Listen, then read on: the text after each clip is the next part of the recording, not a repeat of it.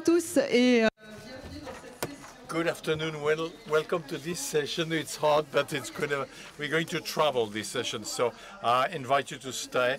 It's called Soft Power, you know, and facing the world tensions. Stéphanie Antoine, I'm on France 24 and the discussion. So I will be the facilitator of this session with Françoise Benamou, who is a member of the Cercle des Économistes, and they will introduce the session. And I will introduce the members of the panel. So Pierre Levy, former French ambassador in Russia. Next to him, Vladimir Norov, former Minister of Foreign Affairs of Uzbekistan, as well as Secretary General of the Organization of Cooperation in Shanghai. And you were also Uzbekistan ambassador in several European countries. Naima Korchi, founder and president of the Pan-African Women Forum, and the head office is in Morocco, and former civil servant in the United Nations. Sujeev Shakya, who is with us, it is CEO of the Nepal Economic Forum and author of Unleashing Nepal, and it is also a terrorist in the Kathmandu Post. Franco is with us. Yeah. So, Vice President of the Italian Institute for International Political Affairs. François Benamou, who is an economist and president of the Cercle des Économistes, will kick off the session with the introduction to kick off the discussion. Hello, good afternoon. Thank you for being here. And we have a good session. So I will simply introduce rapidly, with a few elements, the soft power. We all know it. So maybe a couple of points to remind you. I was trained by Joseph Nye, American in 1990. He died last year.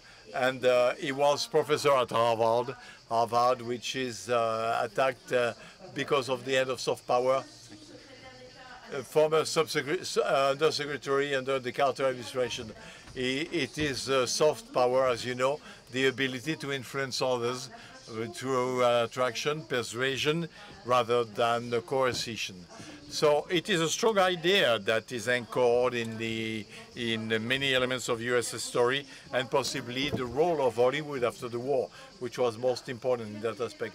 There's been variant. We talked about smart power, need for a strong army, alliances, partnership, institutions at every level. So we talked about the soft power, that is all influence actions from the regimes, authoritarian regimes.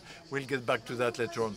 So do not underestimate soft power, because of course right now, and I'll get back to this, we tend to look at it saying, well, soft power is far from us. But anyway, before his death, he just used to say, he reminded us this talk from Stalin about the Pope.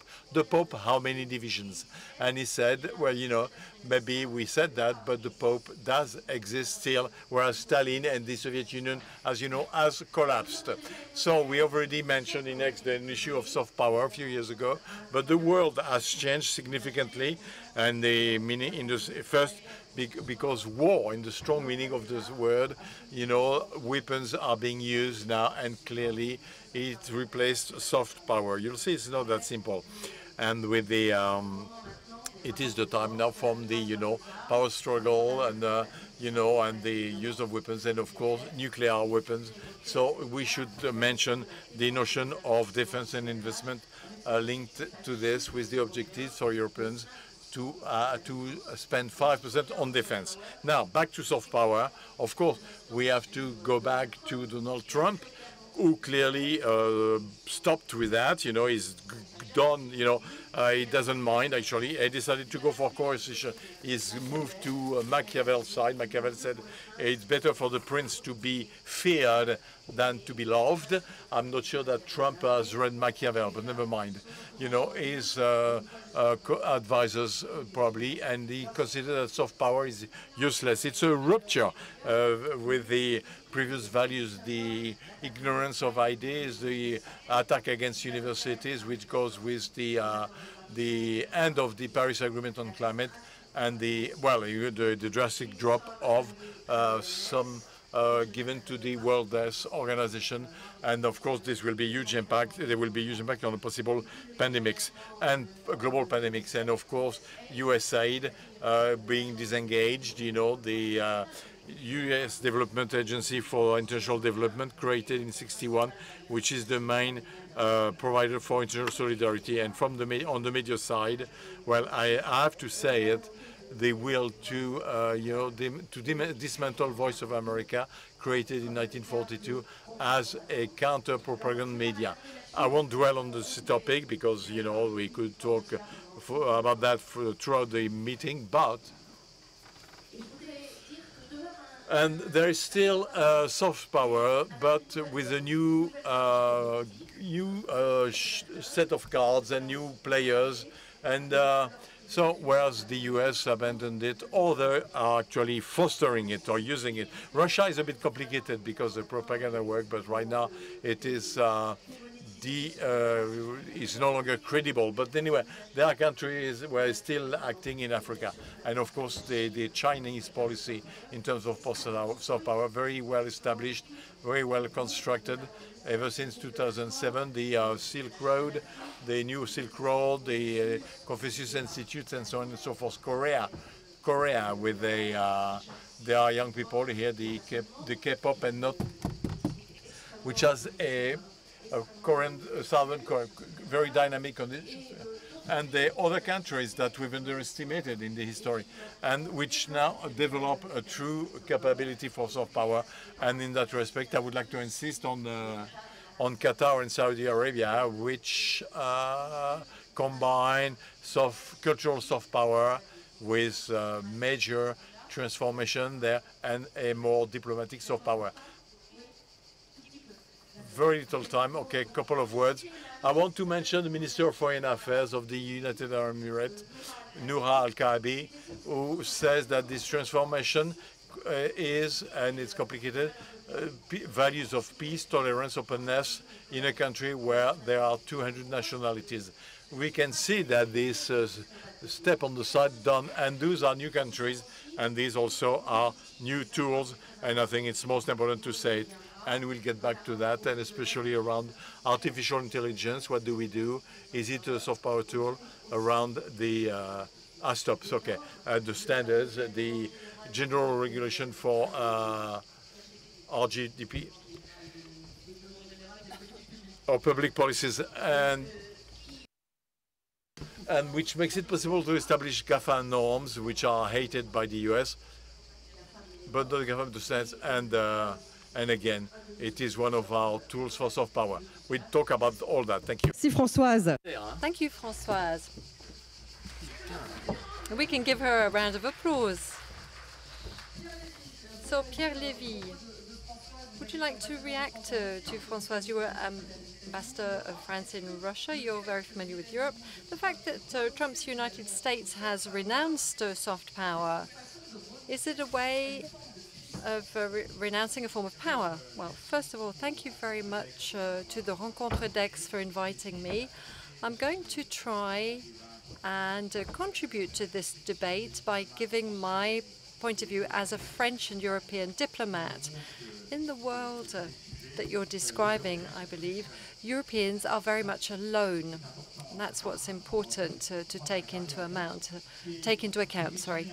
And just to summarize the problem, such as I see it, what soft power do we need in France and Europe in this very difficult world?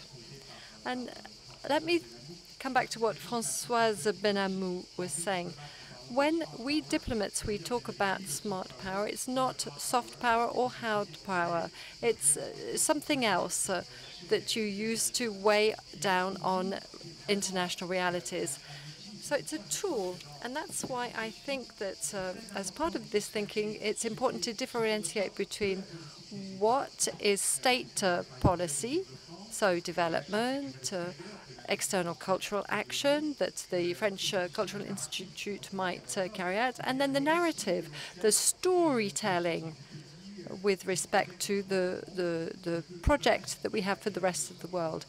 And then atmospheric soft power, the brand of the countries, tourism, etc. Second remark now. To understand the problem, I think we have to understand the forces underlying the world. There's a combination. There's the logic of globalization that we're familiar with, trade, the bringing down of borders, networking, attractiveness rather than coercion. And then there is the question of geopolitics, the power struggles, the conquest of space, of natural resources, everything that we have that comes from Washington. And then to answer your question, we can see what's happening. Françoise mentioned different examples. So maybe it's a way for Americans to shoot themselves in the foot. So if you like the United States and you want to study over there, maybe it's a way of putting them off. How do we decipher what it's doing? Maybe President Trump just considers that politics are silly and that they channel a certain ideology that is not his. You know, diversity, other values. It's not just an American problem, though. It's a problem that has to be faced by the whole world. And dismantling US aid has created lots of problems in terms of collective actions in the health field, in the field of development aid. So it's really very important to keep all of this in mind, because the American approach, in the narrowest sense of the term, is going to continue, very much centered on itself. So as Europeans, we don't know what to do, and we're feeling very much alone. And it's important to keep that in mind in our thinking. By simplifying things to the extreme, I can say that we are faced with the choice of either staying as we are by reasserting our values, insisting on the application of the rule of law, and not having an impact on the changes underway, or we can try and be the strongest and we can rival the United States, but we might not weigh in enough on changes. Then there's the fear of losing our identity. For Europeans, that's a fundamental problem, and it means that we have to review the notion of power itself. We need to have the instruments of hard power, military and defense systems, especially faced with the Russian threat, but not just that threat. There's the transatlantic problem too. We've got to develop all of our soft power tools, and there are a considerable number. It's a soft power, but it's not a gentle power. Soft but not gentle. Is it the European model that is being exported as soft power? Democracy, the social model, the environment, all of that is part of our European soft power. Is that going to be Europe's soft power? Well, you have to keep in mind, if we take the common factors underlying European actions, they are considerable from a normative point of view. I listened to the American expert yesterday, Kim Roll, I think his name was, at a round table, and nobody believed what was being said. He said that what you're doing in digital terms, we don't like. So the single market for digital tech, and that's soft power? Yes, it's normative power. When we try and export democracy and the market economy, it's the same thing. Beyond that, there's the brand of each country, the attractiveness of each European country. Another well-known example is the Erasmus program. So I think it was withdrawn, no? It's not just for getting European students to travel in Europe. a lot of Erasmus focuses on third countries, and foreign students who come to Europe,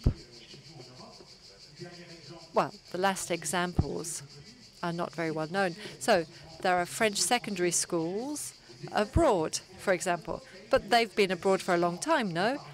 Yes, they're across the world.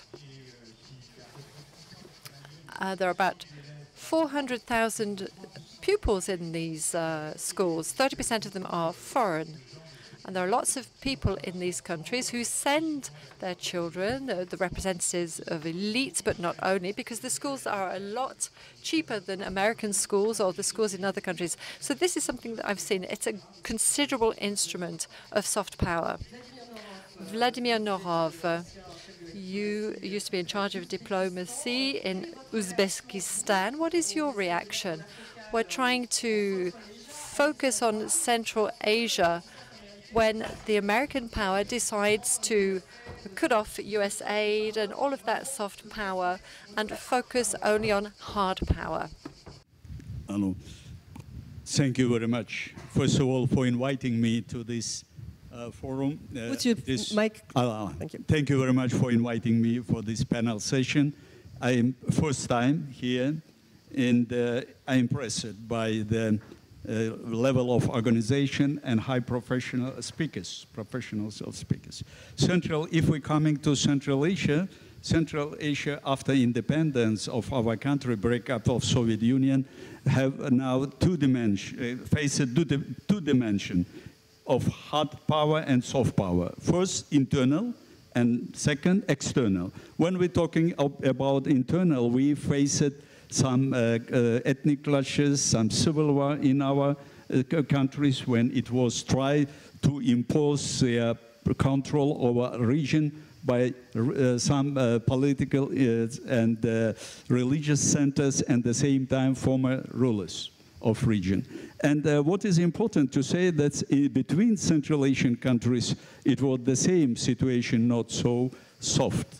And for example, I worked as a Minister of Foreign Affairs in time of first president, when we had the very strong dispute over our borders, which not delimited, over the transborder rivers in Tajikistan and Kyrgyzstan, when these countries wanted to construct hydropower station, and Uzbekistan position was strong against construction these two hydropower station because it could damage our interests. So at the same time, we use it in this time, any platform, United Nations on any, to strongly reject to this. And it brought certainly misunderstanding. It worsened the relationship between our countries, between neighboring countries, for example. We place it on the big neighbors, right? They're now our neighbors, Yes, Uzbekistan with Tajikistan, Kyrgyzstan, for example, first of all.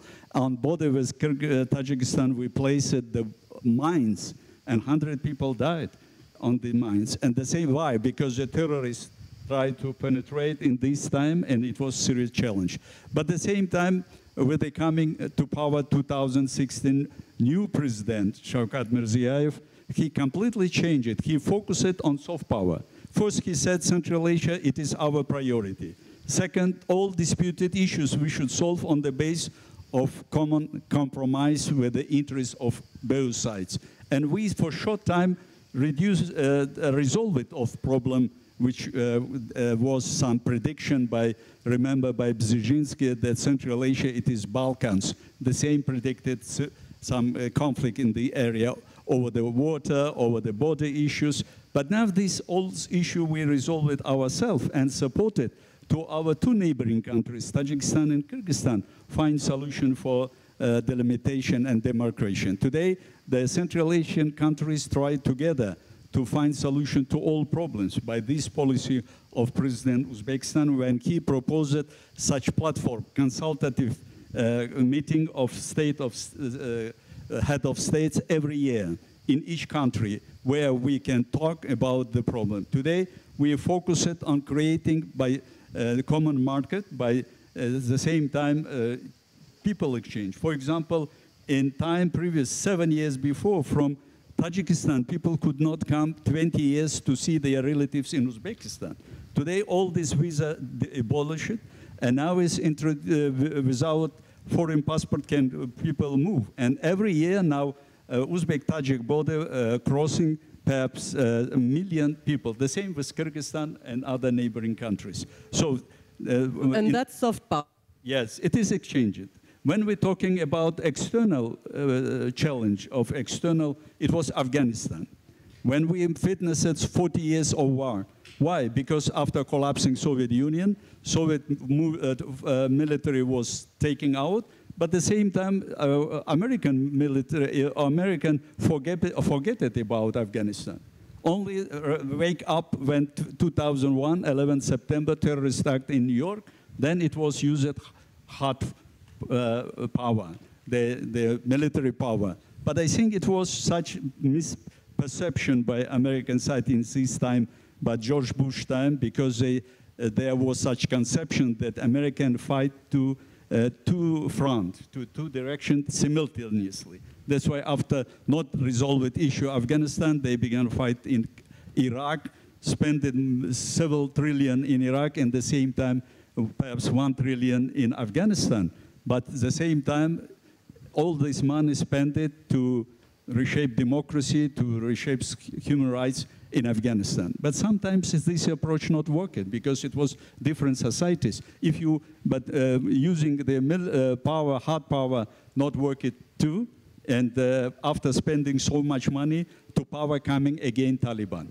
It is interesting situation. That's why we are in our relationship with Afghanistan focusing on soft power. We established a special free trade zone, 20,000 hectares of land on border with Afghanistan, and nevertheless we not recognize it as government, but we're working with this government. And our president recently met the head of interim government of Afghanistan in Azerbaijan in some summit, the ECHO. At the same time, where without visa, Afghan business people can come to work. There is hospital, there is hotel, they can have everything, service. At the same time, we on board established a center for education, training, 300 young men and young girls of Afghan. We're educating 17 professions. We're supplying Afghanistan by electro power. We constructed railroad, and now we're working with Afghan government to construct railroad to Pakistani seaports, Peshawar, Karachi. So soft power we began to use mostly, and it working, and we have some concrete result. For 7 years, trade turnover rised of Central Asia 2 times. Investment, the same to our countries, rised 2 times. And internal trade rised 4 and 5 times.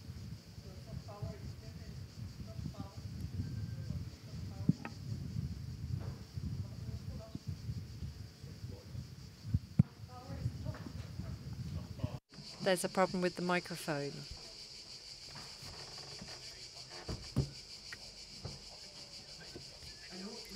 Ah, yes, it's working.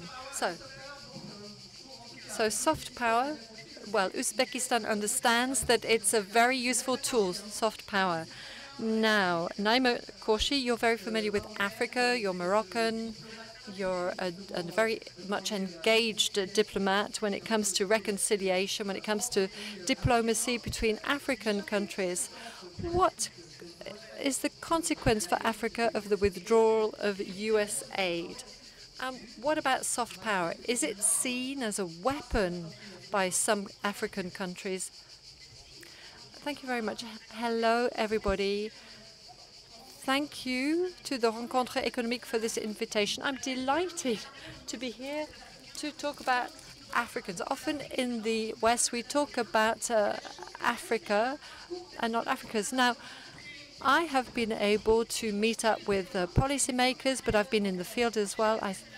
I worked with the international organizations. I started with the UN, and I work with the African Union. But I also work with civil society. I have a foundation focusing on African women's leadership. So I would like to talk about the way Africans see soft power in the West, because that's what we're talking about. When we talk about soft power, we were talking about Trump's soft power. He was pretty brutal. So he uses the media. But it's not just Americans. It's the French, the Germans. who have lowered their humanitarian help. So what is brutal, what is shocking is the methods used. Out of the 70 billion aid for development, 20 billion goes to the African continent. So obviously, this can only be disastrous for Africa. American aid focuses on vital sectors like health. It finances projects to fight against HIV in southern Africa, maternal help, malaria. So there are thousands of people who lived thanks to this. The HCR budget, it represents 40%, and from one day to the next, it was stopped, which is disastrous. There's a second point. This didn't leave room to others who are going to take over. Well, so there is place for others to take over, but it's going to take time. So what's interesting is to raise a debate about the fact that this foreign aid has stopped. Maybe it is time. Maybe it is time. There are intellectuals who are writing that it's an opportunity for Africa. It's an opportunity to push their governments to focus on key sectors and to stop all of this assistance that came from the West following colonization. There's even criticism. People are saying, well, okay, there's a story that's rejected by African intellectuals that says we have the impression that we're living off charity, of European charity, but no, it's an investment. Even if you send help and vaccines and medical products and bags of flour, they're not sent to Africans, but to foreign companies. So it's an investment. The beneficiaries are also companies who ship products. So it's not charity. Stop saying that it's charity. Let's take a concrete example. I am lucky enough to work with about 30 or so African countries, so I'm very familiar with the field. Imagine a village where 3/4 receive flour free of charge. Who is going to buy the flour in shops? So there's a lot of criticism saying that perhaps it's an opportunity to rethink things. Nigeria, for example, has recently increased aid for health. Maybe this will drive certain countries to rethink things. There are, of course, fragile states. There are conflicts. I was in Sudan. I spent a year in Sudan. There are countries that are very much fragile because of these conflicts. But in other states, there is this opportunity. Rethink the aid. So like Morocco, for example. Yes, I was going to come to Morocco. So the United States has withdrawn. It's an opportunity. Everybody's talking about China and Russia. China is already there in terms of infrastructure. It's a different kind of help. The Chinese are building. If you go to Africa, the buildings, the stadium, they're all Chinese. They're very much present. Even if you go to restaurants, it says, well, you've got menus in Chinese. So what's really great is that in terms of soft power, there are African states, and I'm proud of belonging to Morocco, that we have soft power. We are leaders among other African states. I studied in Paris, and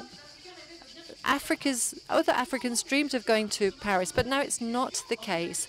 So now we have competing universities in Morocco. We have campuses that are really extraordinary. You know, they're just as good as a university campus where I did my studies in Morocco. There's a lot of specialization in mediation, in the fight against radicalization. There's a foundation for imams to fight against radicalization. There are students, so diplomacy is also cultural. Morocco is now attracting big international forums. Every month we have a big forum. So Morocco has become a place where people want to go. Anyway, my time is up.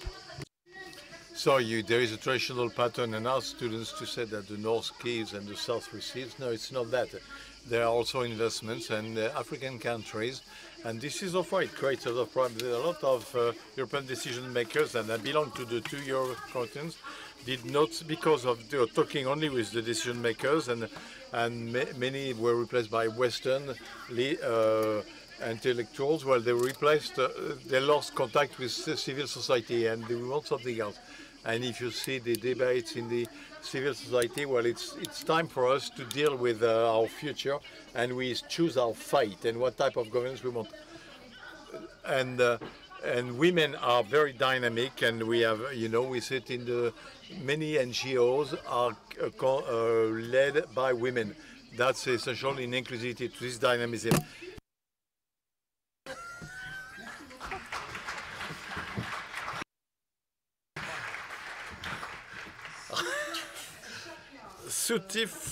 Sujiv Shaka, it's not often that we have someone from Nepal, which is between India and China, so two large countries. The soft power on Chinese side is very important. Now, how do you deal with it? I mean, is soft power a weapon for Nepal as well? And what is the Chinese influence? We talk about, the loss of U.S. influence. Do the Chinese keep going, and do they still invest in soft power in this part of Asia? Thank you. Thank you very much. So just as to set the context, I come from Nepal. It's a country of 30 million people. If we were in EU, we would have been the 6th largest populated country. But in between 1.4 billion in China and 1.4 billion in India, we are seen as a small country. And who else can better think and talk about soft power? We face it every day. And when we look at soft power, I like to give a bit of anecdotal examples. So when I was traveling in a village in Western Nepal, I saw a bunch of young people doing TikTok videos. And then I was talking to them, and they said that, China is the #1 technology company in the world. They make the best equipment, they make the best, platforms, and no wonder 30% of our bandwidth is consumed by TikTok. That's what is evolving. That's what is changing. The same thing, when my daughter started driving, we have a BYD at home that we bought last year. And I think the same experience I had in driving Tesla in the United States 10 years ago.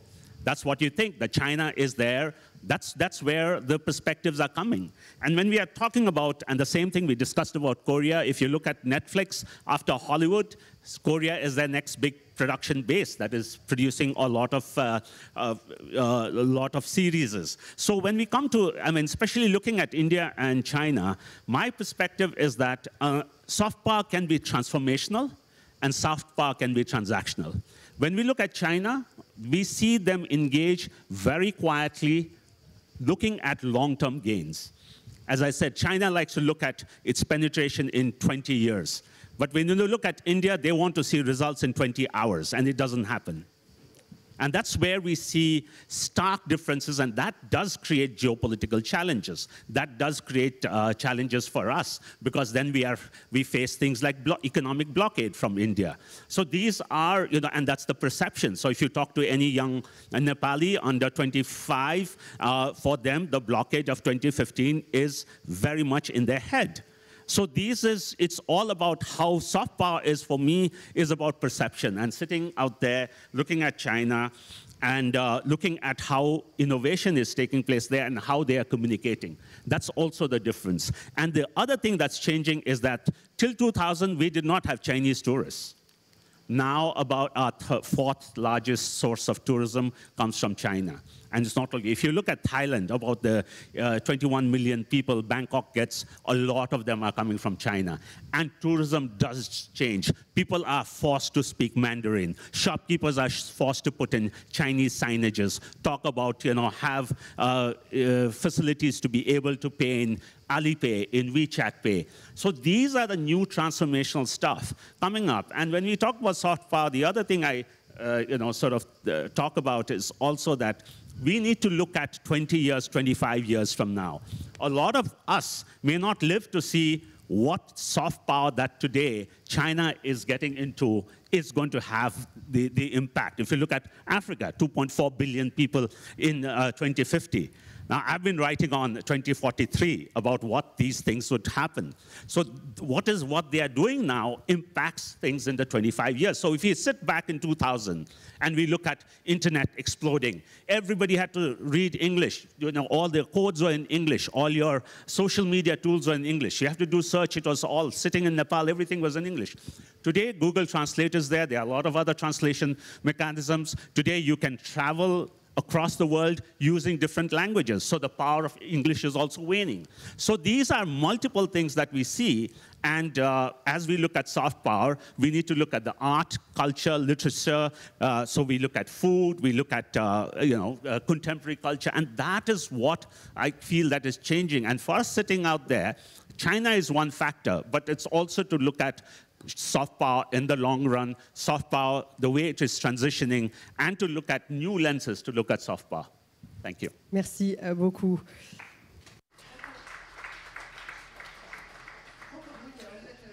Franco, Bruni, you're an economist. Your reaction to what's been said for you, soft power, economists to be part of soft power in Europe? Thank you for this invitation. I'm very happy for this. I'm amazed by this beautiful organization in this park. I would like to apologize, but I shift to English, but I do believe that in economy, English is still, is another soft power, even in economy. To take a very specific point in the few minutes I have, and I would like to argue that contrary to what academic textbooks say about economics, economics says academically its economic incentives are considered hard power, like armaments.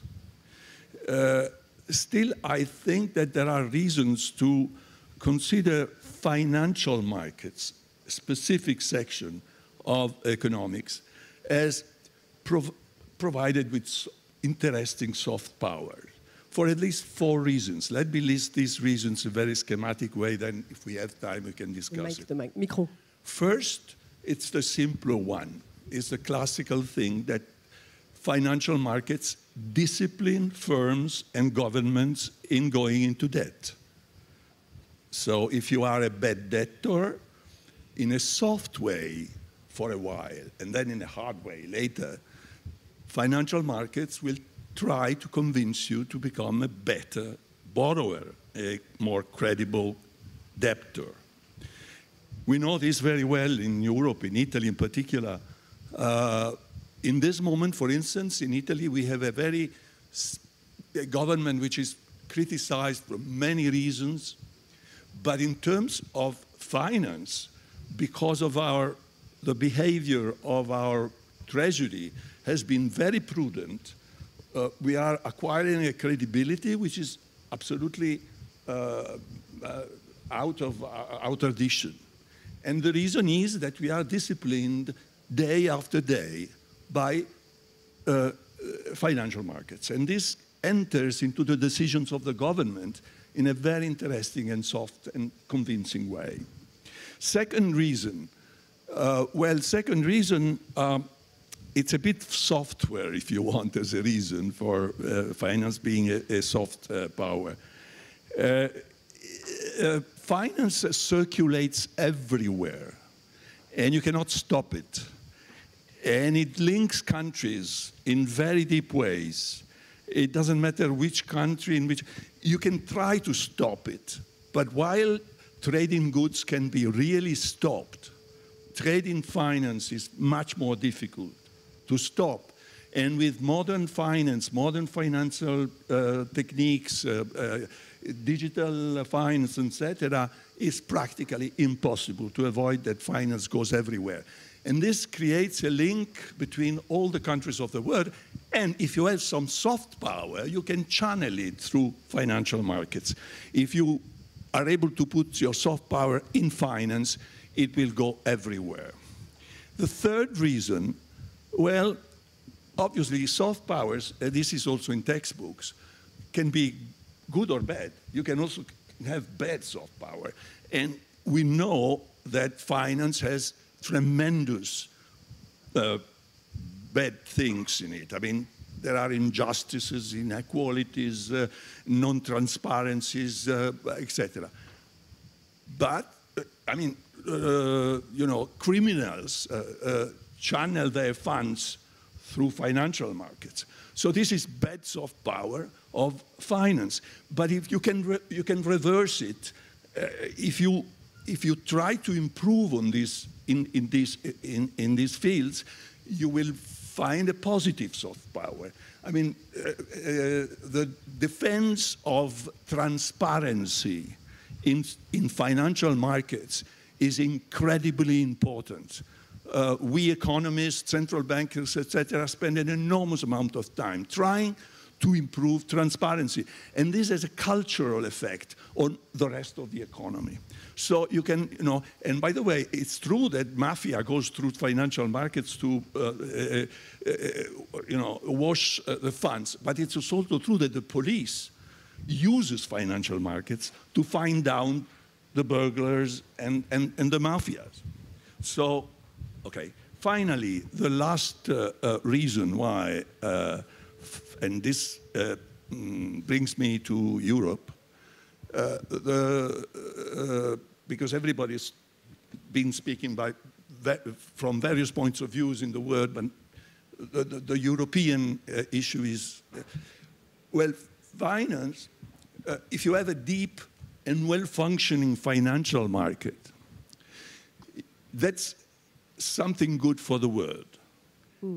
Now, just imagine that Europe is able to build really what we are trying to build, that is a deep and well-organized, unified financial market.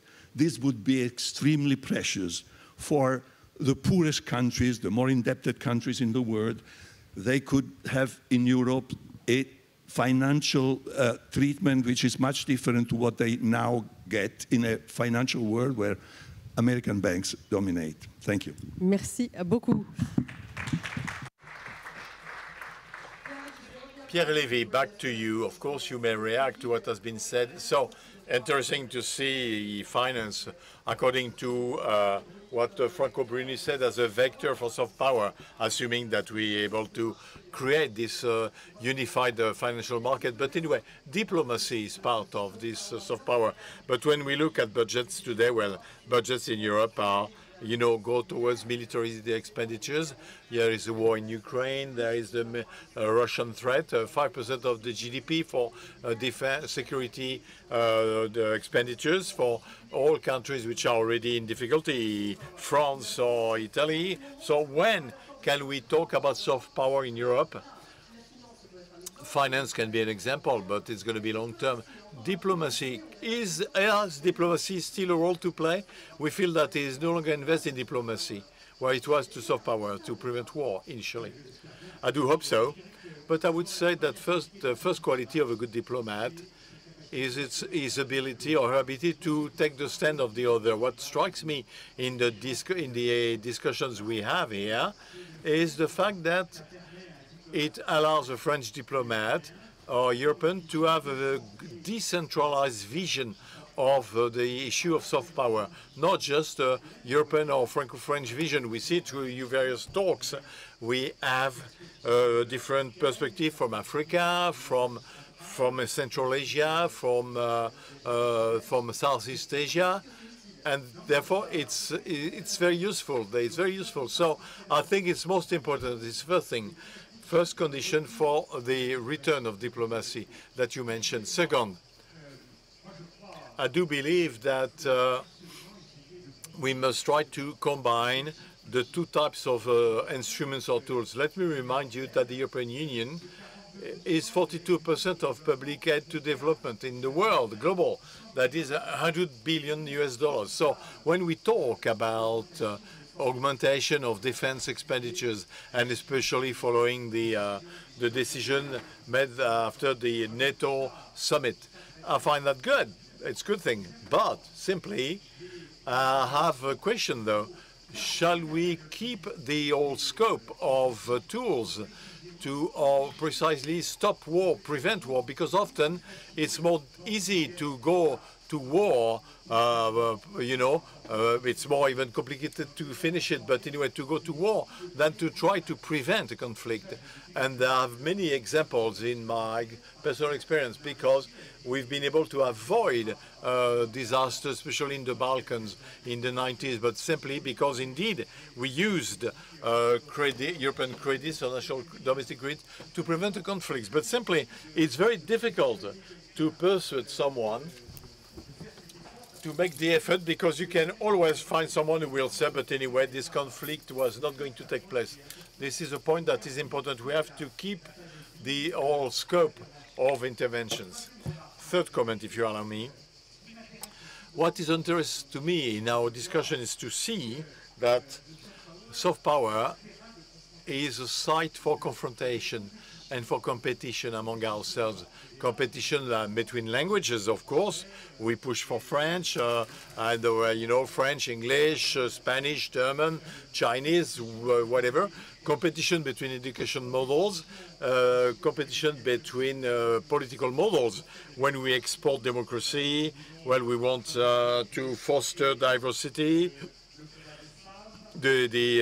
promote women and fight against domestic violence. So we have to keep this dimension in mind to show that it's concrete. And then finally, and that's important, back to the term I used initially, the narratives. It's a very fashionable term, the big story. Everybody wants to have its own narratives. Like, for example, Russia has set its fight against Ukraine, which denies the independence of a country, and it's a multipolarity fight and a fight against neocolonialism. But in all cases, it is important to compare the reality of the discourse, the words, to the actions. And this is where I think our friends coming from other countries have a role to play, to dismantle a discourse. You talked to Madame about the end of assistant of aid as a sort of post-colonial system of assistance, but from assistance to pillaging, it's there is difference.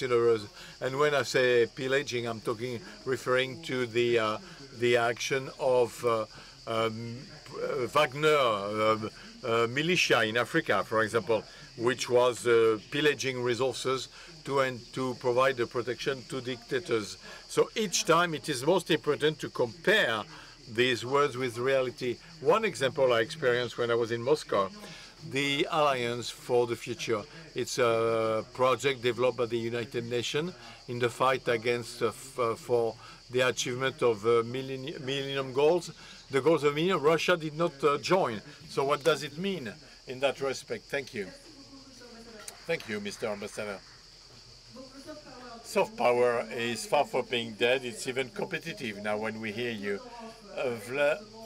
Mr. Norov, with neighbors like Russia and China, is AI part of the new tools? We talked about TikTok. That's an influencing tool for China. Uzbekistan would like to become some kind of a hub for AI. Again, you're trying to radiate elsewhere, to have an impact elsewhere? Thank you very much. China now became one of the leaders in developing AI. DeepSeek showing that by small money, you can do such big advantage, which brought to lose by big tech companies unite $1 trillion. I worked 3 years in China as a Secretary General of Shanghai Cooperation Organization. It was COVID time when I could see as big tech company, Tencent, Alibaba, they resolved this problem, reduced the number of deaths. By which way? If they tested one man infected, during 1 hour, 100,000 could be isolated immediately because maybe they will be infected, and it allowed to have less death cases than in Europe or in the United States. But if looking to the women, gender equality, I am impressed by marketplace, their e-commerce, more than $1 trillion in China, but 55% they involved women. When I go to the street, I could see the young lady riding the very luxury car. I thought maybe they're daughters of billionaires. But in reality, this self-made, they in e-commerce participating. But China, if we're looking rising power of China, concern everywhere in the this way in our countries in beginning. The same was when I was minister in the first president. C'est une menace pour vous? Is it a threat for? Is it a threat for you? Do you see it as a threat? This beginning, it was such misunderstanding the China. It was more narratives that spread it by mass media, the China rising threat and so on. And China is our neighbor from Silk Road. We have the common history in Silk Road. It was not China traded on Silk Road. On Silk Road traded our people. because our people now logistic, languages, and can take a risk. Chinese, it was goods, but trader was our people. Today we see reviving this. China's One Belt, One Road help it to us countries, landlocked countries, Uzbekistan, double landlocked countries. Sometimes 60% of price of our goods when we importing, it is price of transport. It is very serious. And what China is saying, if you would like to be rich, you should construct the road. That's why they, yes.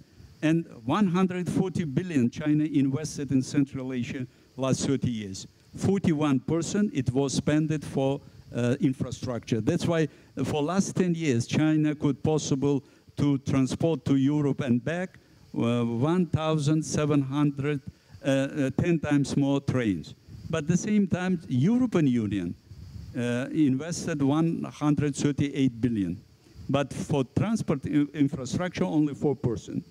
You see, but why middle corridor not working? Because Traseka program, which in beginning encouraged it, because European Union for us was an example of social democracy, social economy, and market economy. We wanted to be more integrated with European Union, but unfortunately, we had no chance to do because our trade turnover with European Union, Uzbekistan, all these 30 years, 4 billion, now it's rising at 5 billion. But with China, we have 10 billion more trade turnover. It is important, and that's why we propose it, to cohesion, One Belt, One Road, and global gate of European Union. It will be in interest Central Asia, where countries which have the big potential for both sides, for European Union and for China the same.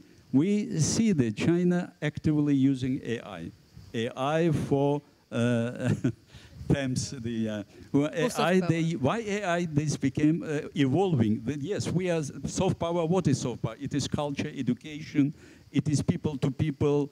So, but at the same time is evolving with the new technologies AI. Now China very usefully using for bringing its narrative with the mentality, culture of each nation, because they are different nations.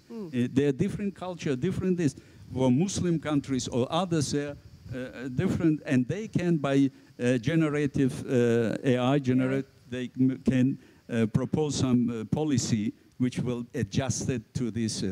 Very skillful, and I think that European Union the same can do with other countries. Donc l'Union européenne a quand même une place, si je comprends bien. On a... European Union has a role to play. Naima, Korchi, to talk about these new instruments of for the influence of soft power. You've seen artificial intelligence. Chinese are very strong, of course.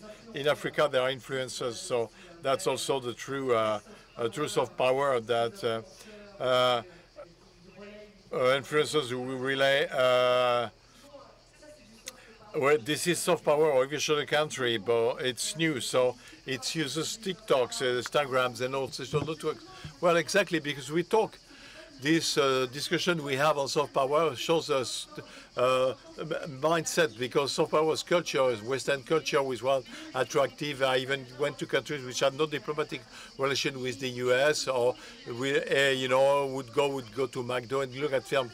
Now there is a questioning of the model itself, of the Western civilization, because access to social networks, people have to have access directly to the events. So this is the debate, the discussion we have today, that the population today is informed about what is going on and question this Western model. I'm not against the West because I'm between France and Morocco, but to reflect public opinion in Africa, it goes beyond public aid to development. There is a challenging of the values, because when we see that Trump doesn't respect the justice decision values, which are justified colonization for civilization, international law, which do not exist because, you know, it is imputed. So there is a challenging. That's why Africans, there are a lot of discussion between African intellectuals to see what new models for development, because they don't believe in the one that has been imported. That because artificial intelligence, Africans, I know there is TikTok, but ChatGPT, but to go the idea of Morocco, last week, we had the first Moroccan discussion for So at the African level, there is dynamics. The budget relies on wants 10 billion euros for digital plans. So within Africa, there is. So we have to digital tools to inform and to have a share of this information, user information and demography. No, of course, we have to take artificial intelligence, even within this economic discussion. Several panels have been dedicated to artificial intelligence, and we don't want this to come from the north, even the Africans. And I've said, we have an institution, and I will, but we have money to, okay. So to talk about artificial intelligence, this is something which is important, which is, in the African countries and the example in Morocco, but, they have the necessary funds to have a information which corresponds to society. Sorry, time is out. No, c'est... No. Sorry, translation had to stop. 2 minutes. So it will be very short, sorry. Quickly, Madam Sujevsaka, for these tools and the influencers, rapidly, very rapidly, 2 minutes. Why soft power? What are the new tools that we use this? So the new tools that are saying influencers. It is les influenceurs. So social media influencers is something that are new tools. Tourism is a new tool as people start discovering countries. Le tourisme, ça fait partie du soft power, en fait. Oui. Yeah, tourism is a big part of this. And the other is art, culture. It's about food, culinary journeys. So those are going to be the new way of soft power. I think finally the thing is that soft power itself, the word itself, we need to introspect to say that what does it mean? Because that's also a Western definition. So we have to look at new ways of looking at soft power. Thank you. Merci beaucoup. Un tout petit mot de conclusion. Ça va être Franco Bruni. Je dois tirer des conclusions dans une minute. Une minute sur peut-être le soft power en Italie. On reste sur les valeurs sûres là. Le soft power. The soft power we have now on this side of the is to let the program go and move on to the next presentation. Thank you very much. Thank you. Just one word, because 3 words, new competitions, war of narration, solitude of Europe, and soft power, which is a central element of the transformation of the world. Thank you.